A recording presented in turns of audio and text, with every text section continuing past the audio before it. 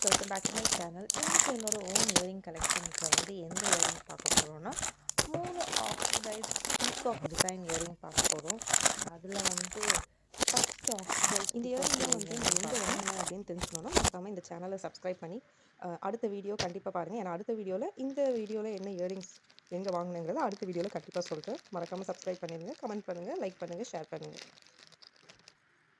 So ஃபஸ்ட்டாக வந்து இந்த பீகாக் ஃபெதர் இயரிங், கீழே வந்து குட்டி ஜும்கா இருக்குது, அதில் வந்து குட்டி ஹேங்கிங் இருக்குது.